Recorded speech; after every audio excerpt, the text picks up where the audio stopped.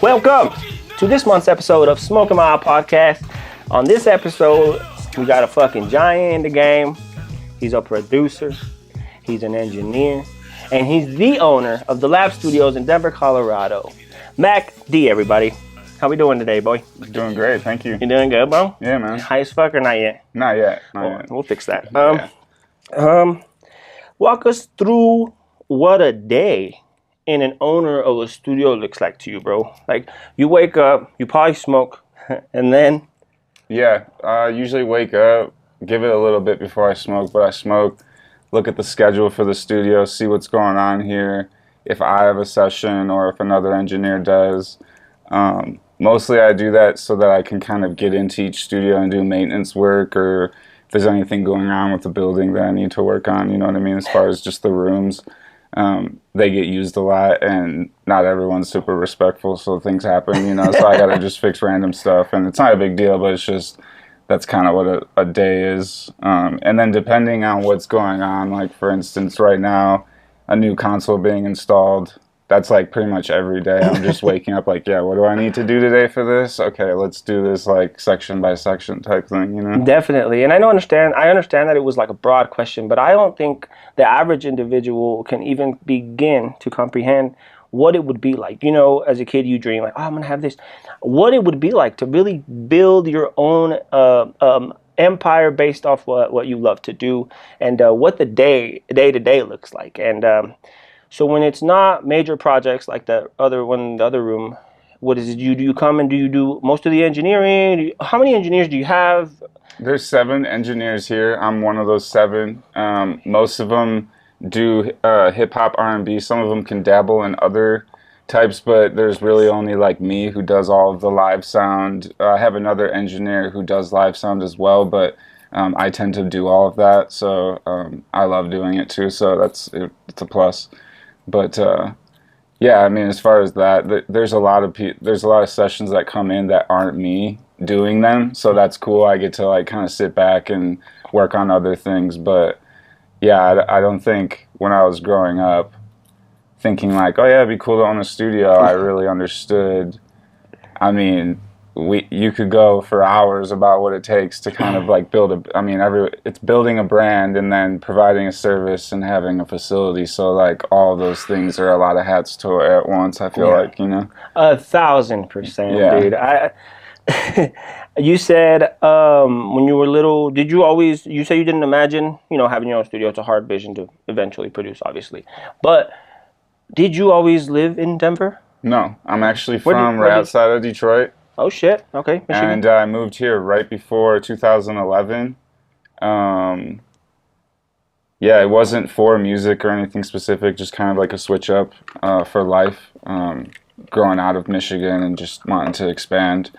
And then also, I didn't start in Denver. The studio started in Lakewood.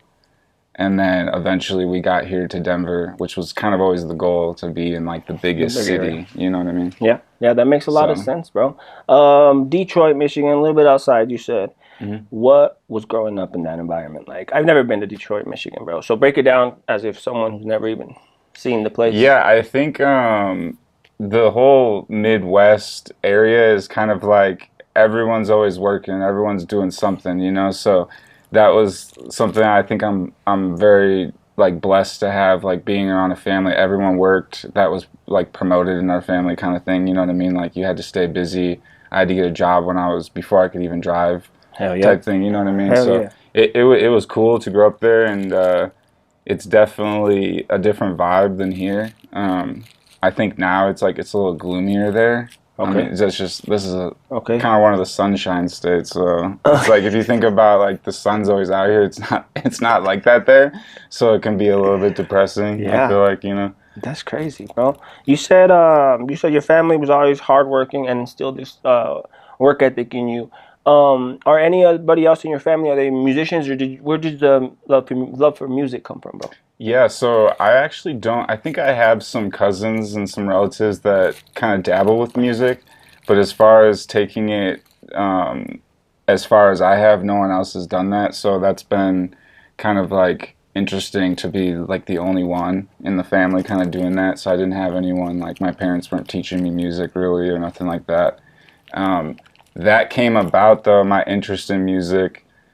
When I was younger, I was always into car stereos and like bass music and anything that just would have the car stereo really working, you know? Yes, sir. So then when I actually, after high school, I moved down south to Florida, and I started meeting a lot of people like down there, since Miami is a bigger music town for like electronic music. A lot of younger musicians were getting into the game down there, as opposed to in Detroit where it's a lot of old school, like, you know what I mean? It's a like, guy like me wouldn't even be able to differentiate the dichotomy between the two cities. So it's good to have someone who can break it down in that way. But continue, sorry. Yeah, no, I think it was just interesting. It was like more of the kids my age in Michigan were working on cars or playing video games or stuff like that. Whereas like then when I moved to Florida, all the people I was meeting are all trying to make electronic music. And you know what I mean? It might have just been the crowd, but I also think it had something to do with just the scene down there. It's like more driven towards all of that, you know? So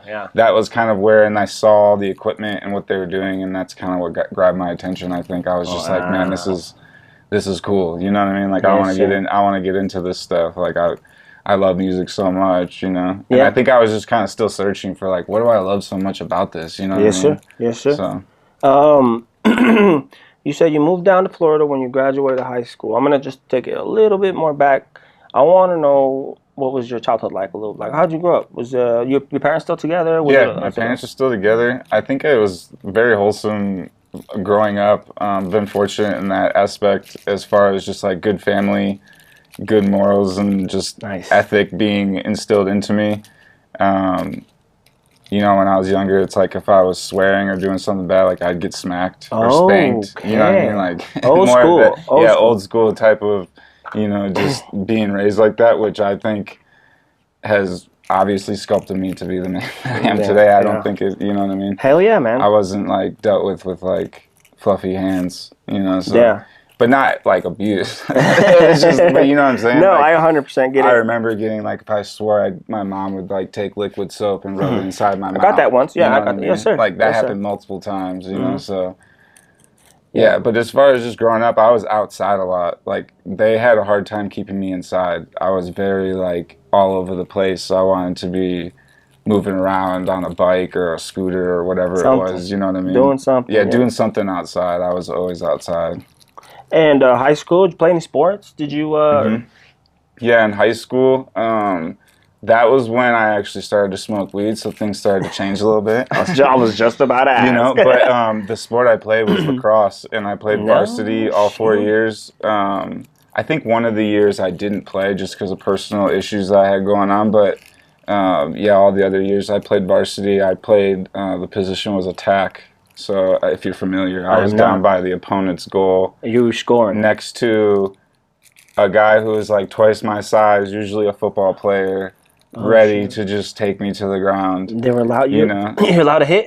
So you're allowed to hit. There's some different rules, but you know, you're allowed to basically check and do all that. Fuck. And it was interesting because I wanted to play football and I wanted to play hockey. And my mom was like, football's too dangerous. Yeah. And hockey's too expensive. Because of all the gear, extra gear you need, you know, all the leg pads, the skates, and everything, that adds up quick. But they let me play lacrosse, which is basically like a mix. It's like a mix of the two. It's just less gear, so it still was rough. But yeah, that was what I played, and a lot of the stoners in high school were on the lacrosse team. I think that was what kind of got me towards that. You know what I mean? Yeah. Did you guys have a soccer team? We did have a soccer team. We had a soccer team, and the stoners were on the soccer team, and I was on the soccer team, so. I digress. So lacrosse, bro. When did you first smoke? Was it freshman year? Was it? I think it was. I think it's pivotal. If you smoke, if you're a stoner, it's really pivotal the first moment you get high. And if you're a real stoner, there's two moments. There's the first time you try to smoke, but you don't know what you're doing, so you don't really get high. And the second time you really get high, and that's when you fall in love with it. So when did you really hit you? Yeah, I'm trying to think. It was, I can't remember what grade I was in, but I think it was like freshman year, because I didn't do very good in school, so I had to do summer school 1 year. Fuck yeah. And one of the guys during lunch for summer school, there's no cafeteria, right? So you had to leave. Uh-huh. And I went with like some older kids on the lunch break, and they were smoking, and I smoked, and I think the first time, like you said, I didn't really know what to expect, so I didn't really get high. And then the second time, I think I got super paranoid, and that was like, but then you come down from that a little bit, and it's enjoyable, you know. So that was what, yeah, I don't know, I can't remember, but it was right around there, like freshman year, something like that. That's what's up, man. Yeah, actually, just another note. I smoked before I drank liquor, like got drunk the first time, I should say. Wow. Or like anything else. It was like weed was the first, which is cool. I feel like, you know, it's fun. It's crazy to see since the first time I smoked where we're at now with it. So. Yeah, that's a really important. I'm guessing it was illegal as a motherfucker. Mm-hmm. Wow. Yeah, that would have been like early 2000s in Michigan. So like Cali was just starting to legalize it, and then it took another 10 years for Colorado here to do that. So yeah, it's crazy. And was there like I'm doing it because my friends are doing it type of situation, or was there an interest in it right away? Was it like, oh, I'm gonna do it irresponsibly like teenagers do? What was your initial relationship with it? I think my initial relationship was actually kind of good because there is always like, even seeing the weed nowadays, like I remember back in Michigan, like that was what me and my friends would do. We'd try to find the best weed around. Yeah. And for whatever reason, we'd always find, like it was never, like I have smoked some shitty like swag with seeds and shit. Yes, sir. But not like because I searched for it, just because someone else had it, you know what I mean? So we always, like, I remember seeing a lot of purple, like, I don't remember what the strain was, but like, I don't even know if it was rightly named, you know what I mean, back then, but it was always like super fire. So I think that was always like, the experience was kind of fun to, at an early point, we were like, yeah, this stuff tastes good. This one gets you more tired. This one makes you want to work. Like, we didn't know like sativa, indica, like this is the flavored terps and all that. We didn't know any of those terms or nothing like that. So that was kind of the experience at first. It was like fun and like how it always is. Yeah, and then it wasn't ever just like smoking by yourself usually, or just like you and your buddy. It was like a group of us. Yeah. So it was like very social, and then we'd go do fun stuff like BMX or you know, play lacrosse or just whatever. You know, it wasn't just like sitting on the couch playing video games. Yeah. You know. Definitely, that's a misconception that a lot of people think it just fucking bums you out. But I think that some people are actually. I mean, I think we all know it affects everyone different. So I think some people just can't handle like being high and still being productive. Definitely. Which is kind of sad. Like, it sucks, you know. And some people I've actually helped been like, well, maybe it's just the strain. You know what I mean? Like, maybe it's just what's going on with what you're buying. Like, you're probably buying something that's like meant to put you down to go to sleep, not to like be up and active and talkative. Yeah. You know? So. Yeah. It's really interesting to see, like, you, not, because at a young age, you approach weed, like, as a connoisseur, more than just a rebellious teen. I don't think that is talked about enough. Like, dude, sometimes you get really into it. Sometimes you're like, no, like you said, we were studying this shit. This one makes you tired. This one does this. And shit didn't even exist yet. Yeah. And you know what I mean? Or, you know, it existed, but we didn't know. But it's super cool, and I don't think that angle is like a popular one. Like, people wouldn't be like, oh, well, he's not going to, you know. It's always negative. It's always negative. So you killed it, lacrosse, varsity all 4 years. Why didn't you look to pursue anything in the collegiate level? At the time, I started actually, when I was in high school, I was a sophomore. That was when I got introduced to like harder drugs, and I started to struggle with that in high school. So when it came down to like being a senior, like I was going through some shit personally. Hell yeah. You know what I mean? So that was why college wasn't even, I barely made it out of high school. So I didn't even know what was going on at that point in my life. I feel like hell yeah. I had no like direction myself yet, you know. Was that because of even if you don't mind, was that because of like a incident that was traumatic to you, or was that just the struggles of growing up and, you know, graduating high school and going into the real world? What was bringing you down at that point? As far as like for like getting involved with drugs, Yeah. I think it was just being a teenager and like being interested to like have a good time. I'm not exactly sure like what I would have been like at the time, because like I said, I grew up like a good kind of wholesome family. Like nothing was, I didn't have any like really traumatic things happen at a young age. So I think it was just, experimenting, and then it's like, oh shit, like this is fun. Okay. And then it got taken out of control. Just fucking consumed you? Yeah, it just fucking spiraled, you know? Yeah, hell yeah. What were you doing at the time, if you don't mind me asking? Painkillers and opiates. Oh shit. Yeah. A popular one. Yeah. That Nowadays, sucks, man. yeah. It super sucks. But now, so no college, no nothing, shit got dark. I want to know what helped you work through it, especially if it was cannabis. But ultimately, what helped you work through it, and what helped you like come out the other side? Yeah, that's a good question. I think that that's actually like a two-part answer. Take your time. I think that like what I originally did was I moved away the first time from Michigan out of the situation that I was in, where it was just easy to continue living how I was. And I lived in South Florida. That's what brought me down there.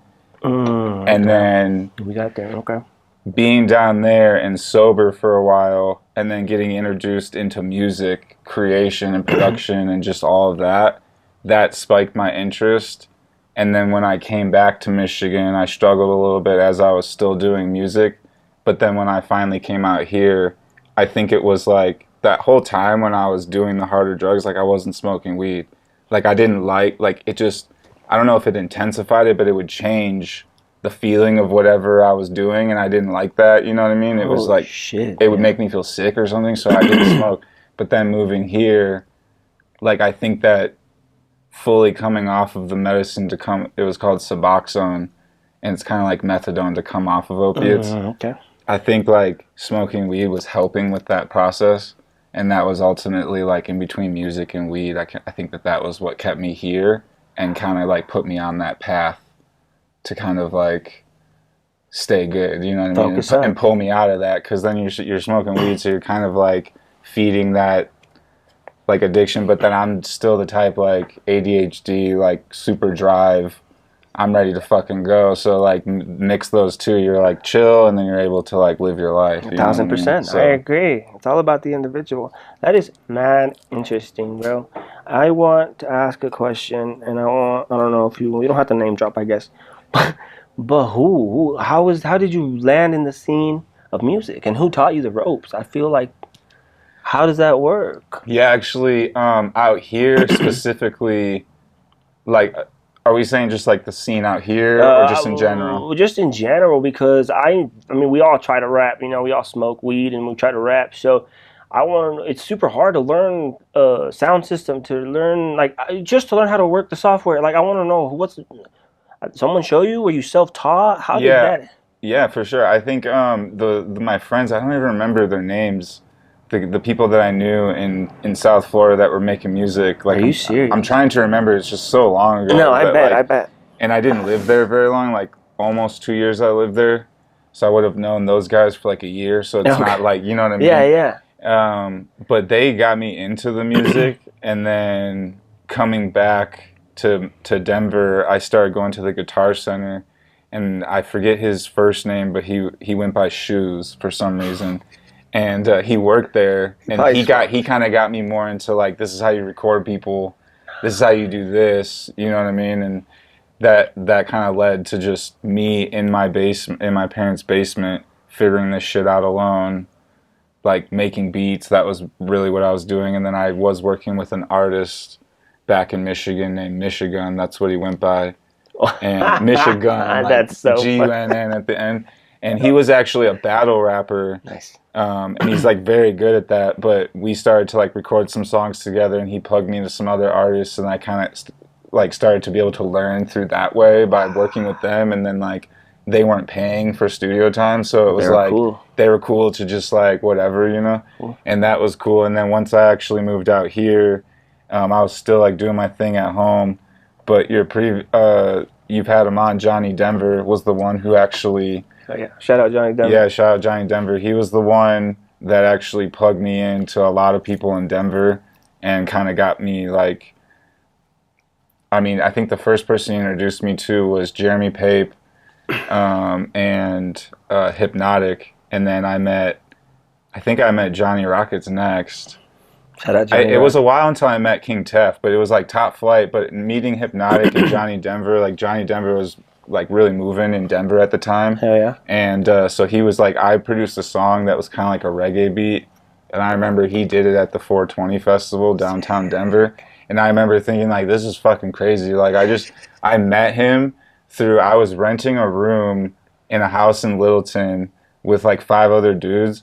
And the dude who owned the house was friends with Johnny. And Johnny, like, I forget, like, he got kicked out of his house or, like, something happened. So he was staying on our couch. And he was like, oh, you make beats?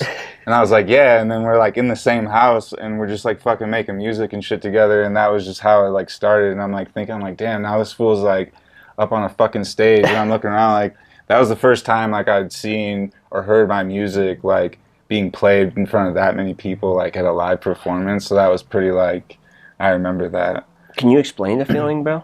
Can you? Yeah, I think it was very surreal. I was just like, those are the feelings, I think, as a musician and a producer, like that's what you're chasing, like every single time when you're working with an artist and you're like, it might not be like you need it to be on stage, but it's like that feeling of just like accomplishment in a sense, I think, and then also just being like, that's fucking crazy. Like all these people are like moving to my music, you know, that I made. And you're just like, I think for me, when stuff like that is happening, even now to this day, I kind of like very quickly, I play a reel in my head of like the whole like journey to get like, I'm like, damn, I started in my mom's basement and now this is happening. Like that is just like, even to this day, like that's how it happens in my head. So just that feeling is like hard to describe. I feel like it's just, I'd say accomplishment and just like excitement is like the best description, you know. Like, just mixed together. You're just like, this is fucking, like, what is this happening? You know, like pinch yourself type thing. Wow. You know? So, yeah. No, I can only imagine, bro.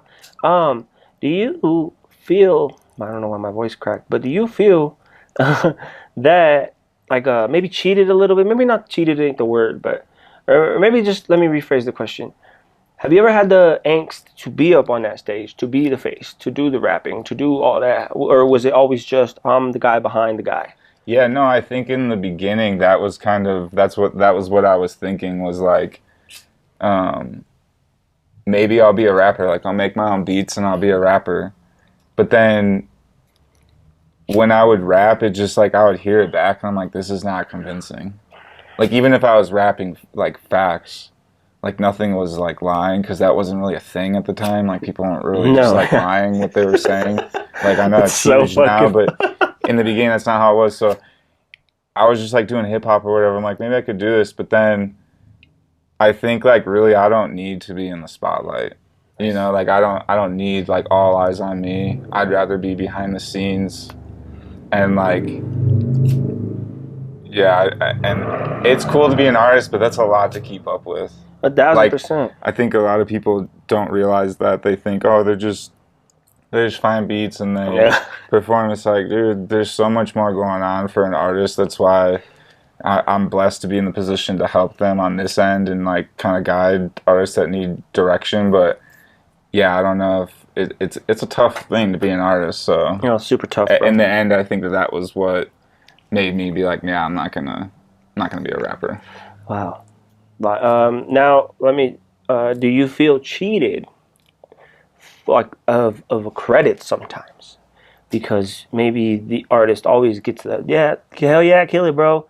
When in reality, a guy who's tried or been in this industry for a little bit now knows that the guy behind that computer is who's making the magic happen. Do you feel like some of the limelight should go to you? I don't even think engineers get credited like producers do, and I think that's who makes the song. the song. Yeah, no, I think you're right. I think a lot of people actually know that. That it's like without a good engineer and producer, like you're nothing. But if I'm being like 100% totally honest about it, and I don't want it to come out the wrong way, but like I don't care about the limelight as long as I get my fucking money. Hell yeah. Okay. Like, you know what I mean? If I want to keep doing music, like, and I want to keep this going, like I have to profit off of it somehow. And at the end of the day, like sometimes you think about that, like, damn, that sucks. Like this used to be fun to just like do this with your homies and not have to charge or whatever. But you think about all this gear and how to maintain it, and then some of the pieces that like the artists don't even know what I'm using, but it's like this is crazy piece of equipment. You know, this is helping us make you better type thing. Like end of the day, I just want the paycheck. Like they don't even have to put. There are big projects I've worked on that like they asked me like, how do you want to be put into this? Do you want to be split? And I was like, just give me this amount. They're like, really? You just want that? You don't want to be like now? I'm like, you could put the lab or something. I was like, but I don't need to like have the spotlight. You know what I mean? Fuck yeah, bro. That's admirable as fuck. Because other guys, including myself, I would love to be in the spotlight. But I don't know, man. That's freaking cool. This is like humble as fuck to just be like, bro, pay me and get the fuck out of here. I don't care how big you are. But well, let's not say it like that. No, respectful. I know what you're saying. Yeah, respectfully. Magdi is like, one of the most respectful individuals I've ever. Yeah, no, it's just like I'd rather just get the money and keep it going. You know, like you could just. I don't think people ever take credit for my engineer work, and I'm sure like the big projects when those clients are asked like, who did this, like. That's how I continue on with more work. Word of mouth. They'll tell them, and then they'll come to me, and then they'll be like, "Oh," and I don't think I'm like trying to be this admirable, like character with that situation. I feel like it's just me owning a business, doing music. Like I'm like half in that, and then I'm half being like a musician at the same time. So I have to think about things like that, which is. Just, I think that's what keeps it going, honestly. You're wearing the producer hat, and then you got to put on your businessman hat. And then you just got to. That's insanity, bro. It's not just making the songs, fellas. He's the whole company. Okay, you said you were in Lakewood, Colorado, staying with 5 guys. Pause. And then, what was the move to Denver? Why? And what did you have in Lakewood that was gonna grow in Colorado? What was going to be the difference? Yeah, so in Lakewood it started, I was just... Or Denver. Fuck, I just called it Denver. My bad. Yeah, I know what you're saying. How it started in Lakewood, how it ended in Denver. But I said Colorado, I think. But anyways, keep going. So in Lakewood, it started... I was living up in the mountains, and I was doing my own thing, making beats, but then I wanted to kind of get involved with the people down here. So there was a group of us that were renting this little office in the lower level of a building. Okay. There was 3 producers, and we were all sharing the rent. And then eventually there was another room right next door that was a little bit bigger that had been started being built into a studio, but that those people like ran out of money or weren't paying the rent or something happened. So like they left on like bad terms. So as soon as they left, like we heard there was a situation, so we like heard it happen. And I'm like, what's happening? And I immediately went to the landlord, like, I want to rent that office. Because I was ready to, like, not be sharing this other office and just have, like, more room or whatever. Hell yeah. And then, so I rocked out that spot. That was where the lab was created in February 2014. I rocked out that spot until August of 2018. 4 years. Yeah, into this building. And then this room we're sitting in right now is our Studio B, and it took a little under 2 months to finish this room from start to finish. I mean, there were some little things to kind of like work out, and I've changed some stuff over time. And then the bigger studio took 1.5 years to completely finish because, I mean, you've seen it. There's so much going on in there. You know, this is a lot more basic of a studio, even though it doesn't. Some people might not think it's way more basic. You know, if you've seen the other one, you get it. But no, this is also still pretty fucking impressive. You guys can't see, but there's a whole recording studio behind us. But that's awesome, bro. So what point? I want to know 2 things actually. One before I lose it, and then the next one I hope I don't lose it. I guess. Weed, bro. I want to know. I ask all my guests this because I want to know exactly. Because all my guests have been super talented, so I want to know what role weed plays in their creativity and what they do. Like, do you come high to the studio? Do you get high in the studio? What is your like creative process? Yeah, with weed, I mean, I'm on the side, like, I'm smoking all day. So, I mean, there's been years where I've taken it overboard and been kind of obnoxious with it, probably smoking too much weed, but I'm one of those people, like we were talking about a little bit earlier off camera, like, I'm very motivated even while I'm smoking weed. Like, I just have that much drive in me, I guess, or just, like, it doesn't affect me that way. Like, it will eventually make me tired and I want to go to sleep, but usually when I smoke, I'm like, all right, let's get into something. Like, let's go fucking rewire the studio, or like, let's go take down the glass on one of the booth windows and fucking clean the inside. You know, there's like something super crazy. Like, I get geeked out like that. So like, that is where I've tried to, I can still create music when I'm not smoking, but I feel like I get way more, like, I dive into it more, or I'm like way more in the flow of it when I'm smoking weed. And yeah, I think that, like, I can do it both ways. And there are times when I'm in a session and I'm not just consistently smoking because maybe that artist doesn't smoke. So I'll go like 5 hours not smoking, I can still do my job. But when it comes to me personally, like, wanting to sit down and create, like, I do like to be smoking, or like at least have a buzz going from the bud, just so I can just focus on just that one thing, like, kind of deaden the rest of the bullshit that's going on in my head and just let me focus on like what's happening right in front of me. You know, I don't know if that's like how it is for everyone smoking weed, because I feel like some people smoke and they get like very spacey, and you ask them a question and they're like, what? You talking to me?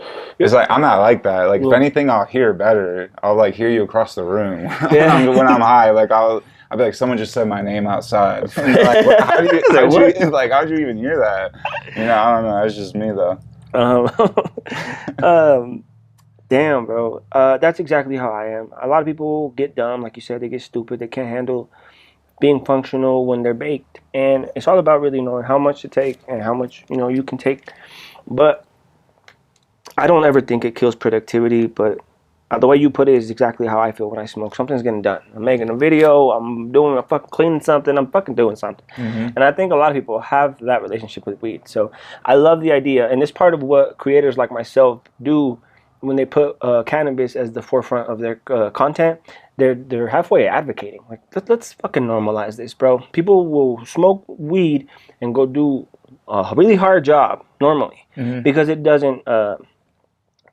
cripple you in any way, shape, or form? You know what I'm saying? It doesn't really do much, and I 100% understand where you're coming from on that. I also get really productive when I fucking smoke. So, I had, you mentioned earlier, you've been on some big projects, and if you don't mind, what projects have you done? I'd say my biggest work has been with DJ Hoppa, and that was at the end of 2020, or maybe it was in 2021. Shout out DJ Hoppa. Yeah, DJ Hoppa. He came through.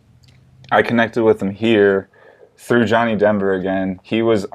Johnny was on tour with Dizzy Wright, DJ Hoppa. I think there were some other artists that were also bigger, and they had a day of being down where they did a show here, and they had one day of just chilling, and then they had to be in Oregon or something. Yeah. So they booked 10 hours here, and Hoppa was just like sitting in the corner over here in this studio, just like making beats on headphones. And I remember, like, anytime he'd go, like, we'd chop it up in the lobby or whatever, and we vibed, like, immediately. So over a couple of years, that was in, like, early 2019 or something like that. So it would have been, like, a year or two later. He hit me up, and he flew out here, and I mixed and mastered his Hoppa and Friends 2 album. Minus, I think there's 3 songs that were done by Playback Studios in LA. Okay. Because they're also close with them over there. Right. But most of them, and I just say that because I've done some other projects. Like, I'd have to, like, that's the one that comes to the forefront because he had like 20-something major MCs on this project. So there's people like Dizzy Wright obviously is on there. Hobson was one of the songs. It was just him. Vel the Nine from New York. Man, there's so many. I can't. I'm like space now. I'm getting high, so I'm spacing the names, but there's so many, and all the tracks on that album were just like so good. Like it's just like very good. And when you think about the fact that he did, I think a lot of those artists, they just like for the love of Hoppa, like did like helped him out and like dropped the verse or something like that. I don't think there was like a bunch of business involved in shit. So that's been my biggest, because some of them, like the Hobson song that I mix and mastered, the beat, the vocals, everything. I think on YouTube it has like 9 or 10 million views. On Spotify, it's like the same. And then you think about all the other ones, it's like just that one track. It's like over 30 or 40 million streams just on that one. And then there was the whole album was like 20 tracks or something like that. So there's a bunch of good music, and that's been like my biggest project. And that's actually kind of sad in a way, because that's a while ago. It's time to move on to the next big thing. You know what I mean? Thing. What do you say would be the next big thing for you? Because honestly, it's already super impressive in my opinion. You've come such a long way. I don't know how content or where you see yourself, like it being the finish line, but where would you say is going to be the end of the road for expansion or growth? That's another really good question. I feel like I thought I'd probably be a little bit further with music by now. We all do. Yeah, like just whatever you're doing. Like I know everyone always expects to be, but it's like, and I know there's musicians that have been working twice and 3 times as long as me who are more talented or more knowledgeable, and they still haven't had stuff pop off for them. But I just figured that, you know what I mean? I just thought I'd be a little bit further. So I think the next kind of what I'm focused on right now is like there's some really good talent here in Denver, and just a matter of like figuring out how to get them into the right ears, and then continue to stay on course with like a sound that we've been developing. That's kind of like where I'm headed, instead of like working with these bigger artists, because that the business side of that can kind of get weird, and going back to it's a business to me. Yeah. You know what I mean? It can get weird with that stuff, working with big labels, and I've been done wrong by labels, so it's just like, yeah, I think I'm just going to focus on the small guy and try to ride that wave. You know what I mean? I love that. I love that. And like work with those, because it's like I can make money here. I don't necessarily need to be chasing this like dream of like moving to LA anymore. I have this whole thing here I need to maintain. So, yeah, it's kind of where I'm headed right now. I feel like that's what would be the next big thing. That is fucking sick, bro. A lot of people, want that big, I need this guy to hit me up. I need this label to hit me up.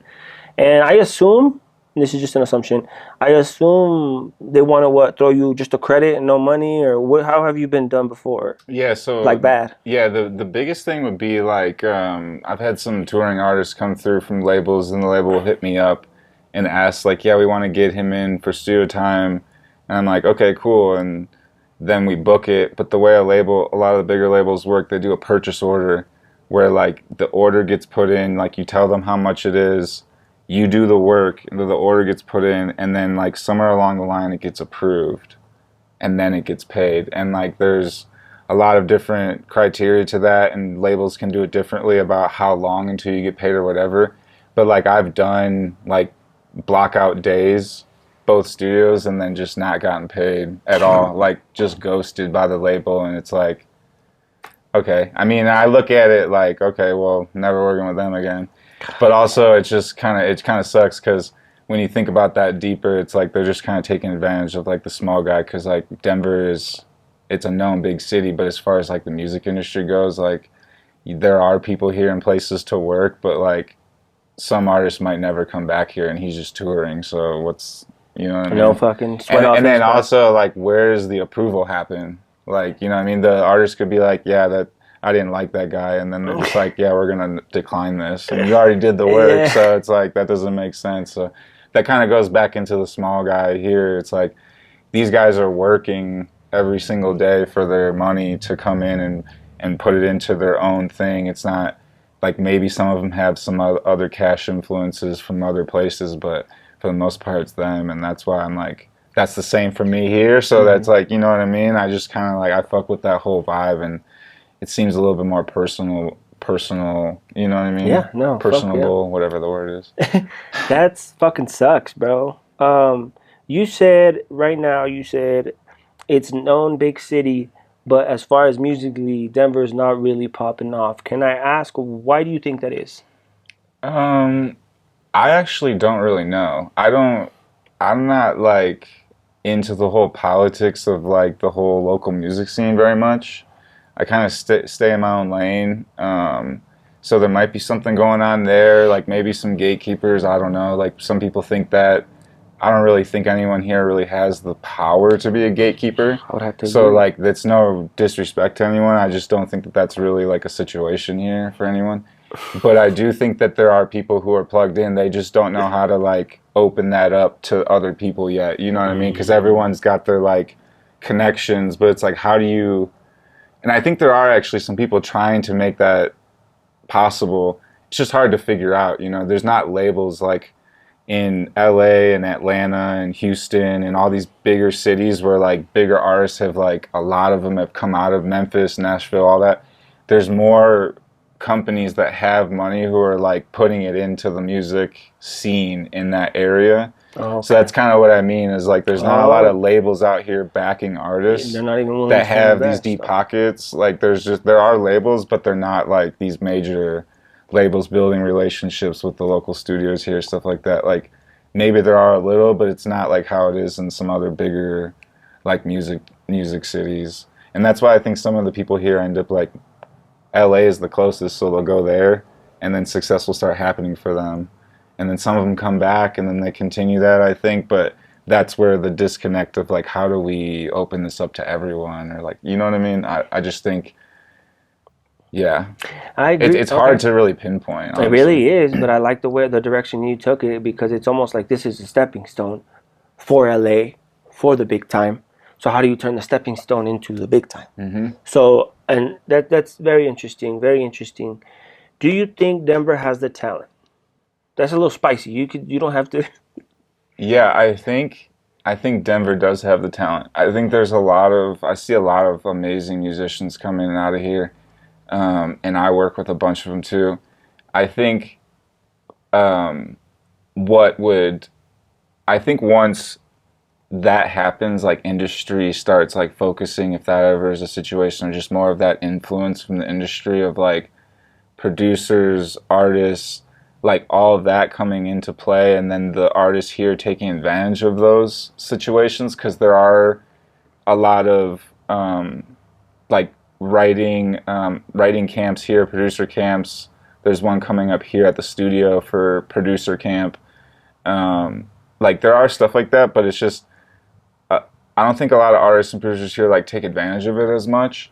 When I was first coming up, like I'd go to everything. Like I remember there was one at a studio here, Side Three, and I didn't even have a studio yet, but like I saw it on Facebook or something, and I went. It was like a small little thing, and I don't even know if I learned anything, but it was just like a networking experience, and I felt like I did a lot of that stuff. Like I don't do as much anymore because my plate's a little bit more full, but that more of that happening, I think will take everyone in like the step up because then they'll be able to work with these industry professionals that are like writing for bigger artists and then producers who are like, no, this is how you do it, which there's a little bit of that going on, but once it gets more close net and everyone starts working with each other, like I think it'll really take a lot of people's talent to like the next level because there's a lot of raw talent here. You know, Nice. I think so. You know. I would have to agree. I do see a lot of talented people here. Talk to me a little bit of the current state of hip hop and how you see it, and because it's at a unique moment right now, and I don't have that many people on here who can probably analyze it as well as you can. But what do you how do you see it right now, and where do you see yourself fitting into the scene? If you know mainstream wise, or would you say it's at a good point? Would you say it's at a very mediocre point? What is your opinion? Yeah, I think there's a lot of weird music coming out that like I think social media has really like amped that up. You know what I mean? It's like if you have a good following and you make a really bad song, but it's kind of catchy, like you could end up being like very successful from that. So there are people who kind of chase that, but I see that fizzle out faster than the people who are trying to stay in a lane and are really like focused on their artistry. So I think, yeah, I think the way I see it is like there's different genres of like, let's just talk about hip hop or rap for now. Like there's different genres of that. So like I see it as like different age groups.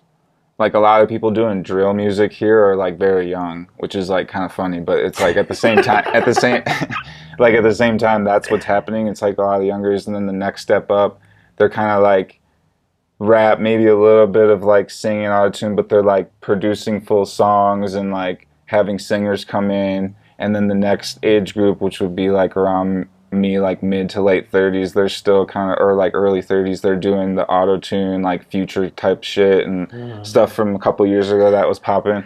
And then you have like the old school cats, the OGs from out here, still doing the same like OG, like kind of West Coast sound, which is dope. Like it's all dope. Like nothing is wrong with any of it. It's just that's how I look at it, is like there's these different age genres of you know. So I think for me, where I fit in the best is probably like the hip hop scene, and anything that has added elements of like, I work with a couple artists here that are acoustic, like they just play the guitar and they'll sing, but then sometimes the one of them will rap as well. Like I excel at stuff like that, where there's like the mixture of everything going on. And I think that that's kind of where music is headed. Like it's, everything is kind of being mashed together to create these new kind of like lanes of genres. And I encourage that. I tell artists all the time when they're like, what do you think of this? And I'm like, well, we don't really necessarily need another Lil Baby. You know what I mean? Like, yeah, break his heart. Like, I mean, I don't say it that harshly, but like, I'll like, you know what I mean? That's kind of like very raw, like straight to the point. That's kind of how I'm thinking. I'm like, well, we don't need another of that. So I encourage people to kind of like just find something or do something different, or like incorporate something that you haven't heard. Because when you really think about the artists of every genre that have like gotten very like, very famous and very popular, all those artists, they have a distinct sound and they have a distinct thing that they ran with, and it could be a mishmash of like different genres, but that's like, if you really think about it, that's how that happens. So I really encourage people to always do that, you know, and I'm good at that, at like mixing things. So that's why I see myself like continuing to move forward, is like just being able to facilitate whatever this artist is trying to do, because I can do a bunch at this point with so much knowledge and experience at this point, and seeing all the different types of music come through here. It's like, yeah, I know, we could just mix this with this, you know what I mean? So yeah, that's kind of where I see it going. I like that, man. I'm so glad I asked you that question, because a lot of people talk about the state of hip hop right now, and about how it's trash. Or of course, if you're older, you think it's trash because you're used to the old stuff, and if you're young, you suck pretty much, but you think you're the greatest thing in the world because it's so accepted now to just create anything. And but at the end of the day, music is music. It's subjective, and it's more about like the art. It's just another version of an art form. So, what about, you said you wanted to like find an artist, kind of guide them to the top. Never, you ever crossed your mind about like being a record label or even heading that route, or how does that come to mind at all? Yeah, you know, people have asked me that a lot over the years, like, why don't you have a record label? And I feel like I'm also one of the people that, when an artist, let's say you have an artist and he's like, yeah, I make my own beats, I record myself, I engineer, I do my own videos, I do all this. It's like, I tell him, like, you're going to get burnt the fuck out. Like, you are going to burn yourself out doing every single thing at once. Like, yes, it sucks to deal with someone who's more professional than you and pay their rate, but like, you are going to get burnt. So when it comes to like being a record label and then owning a studio, and then me also wanting to do my own music, be creative and stuff, like, I felt like that was gonna overload my CPU, you know, like like maybe that could be something down the line when like I slow down being an engineer and I'm just stepping more into like a producer type of like guidance role or something like that. Like, it's an option, but as far as like right now, yeah, it's just I feel like I don't want to get burnt out. Too many hats. Yeah, too many hats to wear. And then I remember, not really a mentor, but he was a guy out here who the studio is no longer open, but he told me at one point, he was a studio owner, he said at one point, he was like, you're going to get, if you keep doing what you're doing with the lab, you're going to get to a point where you're going to have to choose, am I going to be a musician and a creative, or am I going to lean to the business side of things? And I feel like I'm like walking that line on the fence of like trying to do both still, and like one more thing of each of one side is going to tip me one way, which like I'm hoping it's to the musician way so that I can like just pay someone else to be a manager here or something like that, you know what I mean? Wow. Yeah. So that's kind of why I didn't want to go into the record label, because that might make me be like full business right off the bat. I'm like, yeah, I can't even produce anymore. I need to just focus on working the business aspect, making connections, flying around, doing this, like, you know what I mean? It just seems kind of crazy. I bet, bro. Lil Durk, what? Just fucking tie right in. What is it with these rappers who have a bajillion dollars and still gotta kill people? Where do you, as a chill ass, he's such a cool and chill guy. It's so cool. Not even sure he can get mad. But where does someone so chill like you, like where do you see that, and why is that, and how do you feel about what that does to hip hop? And do you, maybe you don't even have an opinion on it, but I want to know what a musician, a producer, who isn't, like, I'm assuming non-violent, chill, very much a civilian. What is your opinion on that part of hip hop in that area? And does it smudge the image of it? Does it bother you at all? Is that just something you stay away from? Yeah, I think that kind of smudges the image a little bit. I think that I get it. Like, there's a thing in hip hop, like you gotta be hard and whatever, but the real ones, like, that's really how they live. So, like, that could be a situation. I don't know. Did Lil Durk just kill someone? Nah, he fucking hired 5 guys to kill someone, but one of the guys was he was wearing a wire. Yeah. See, like, if you're already at that level, it's like, what are you doing? Like, some weird fucking decisions and thought processes going on there. So that is not, like, I don't, like, promote that. Really. Yeah. So it's like, there's, like, I've been very fortunate that here there hasn't been any, like, rivalry situation, being a local, like, inner city studio where there's, like, rival. Like, there's been one minor situation, but nothing violent happened, and everyone was very respectful. Like, once I came into the situation, everyone chilled out. They're like, oh shit, like, we're gonna respect this shit. But yeah, I mean, as far as, like, at the studio, it's like there's no need for that type of shit here, so I don't really give it too much thought. But I feel like it does kind of smudge the image. It's like, you don't need to be out here doing crazy shit like that. Like, I get it at beef and whatever, but it just seems like maybe that's just like the inner hippie in me. I'm just like, everyone should just fucking get along.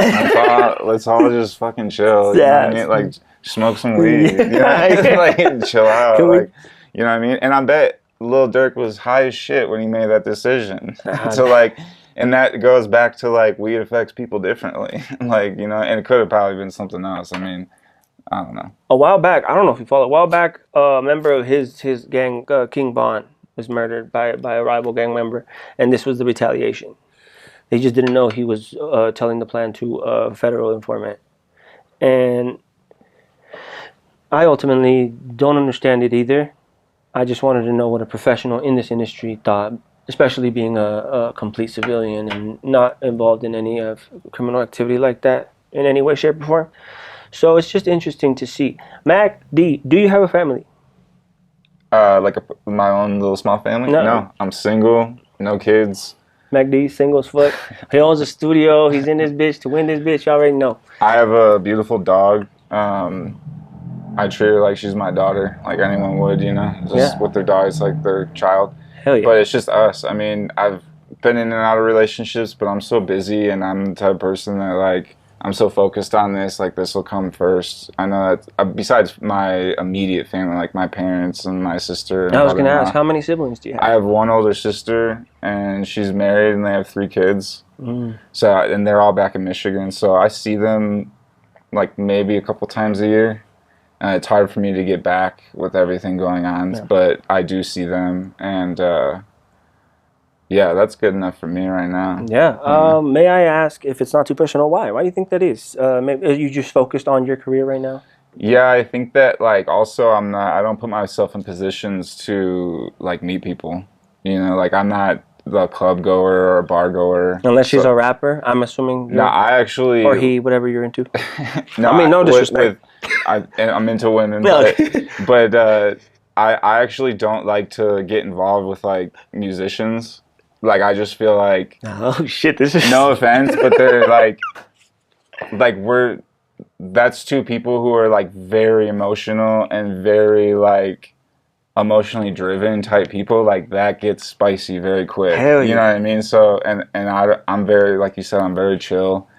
Like when it comes to drama, like I usually piss the other person off because I am so chill. I'm just like, why is this a thing? You know what I mean? Definitely. So that's why, especially with musicians. But yeah, I think just for me, meeting people is hard because I'm here, you know. And if it's a music place, so musicians come in, and I don't like mess around. I don't mingle with musicians, so it's Yeah. Well, like, you can't shit where you eat either. You Yeah, got that's fucking it. shit going on too. yeah, that's a good point. You know what I mean? You know, I don't want to make a mess here Yeah. about that, or No. like have my personal life broadcasted to the industry that I'm in and the Yeah, scene fuck, that I'm yeah. in. That just seems a little sketchy to me. You know? 1,000%.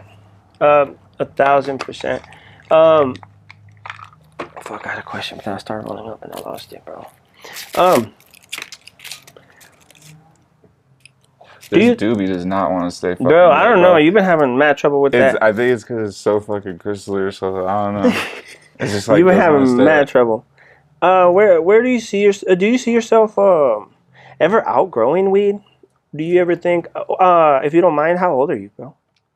37. Do you ever think? Oh motherfucker, you saw that? It just dropped all the joint. Do you ever think you'll outgrow it, or not just be out into it anymore? Or what do you think your relationship with marijuana is going to be when you get like older?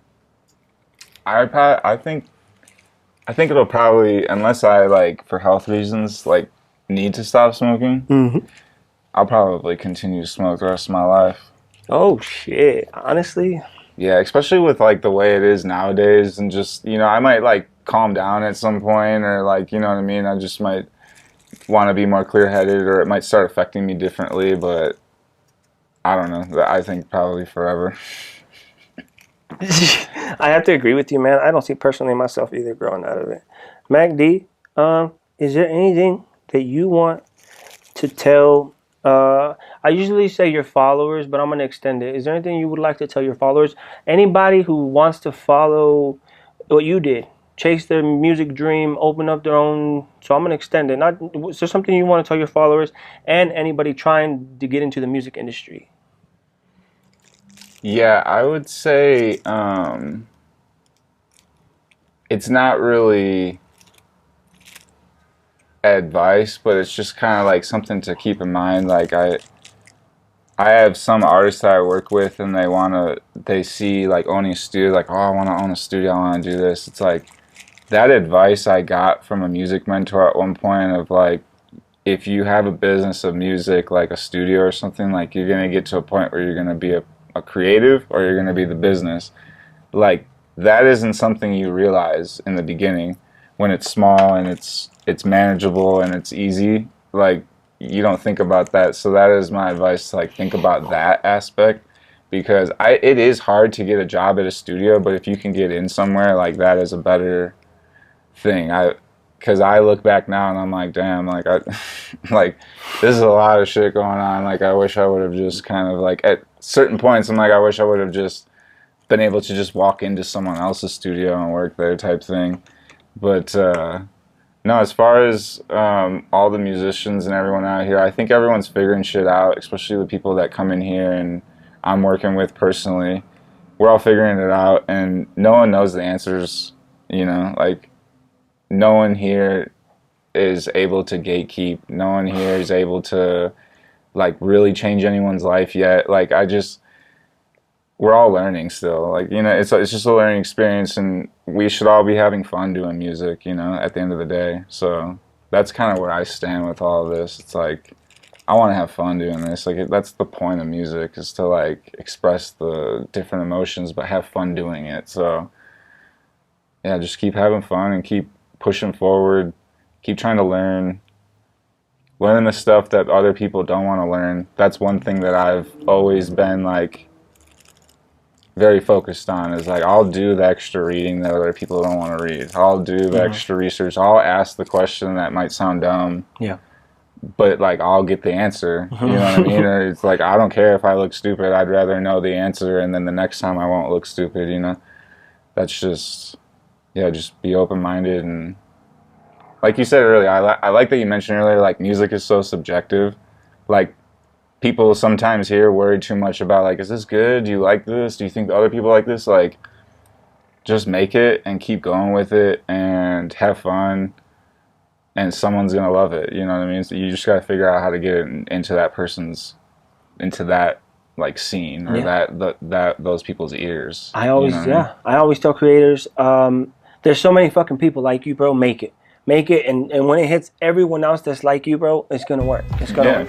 So that's great fucking advice, bro. It's been a fucking pleasure. Thank you so much for having me, and thank you for always having me. This is where we fucking shoot, smoke my eyes. It's been dope. You already know what it is, what it was, and what it will be, man. Until next time.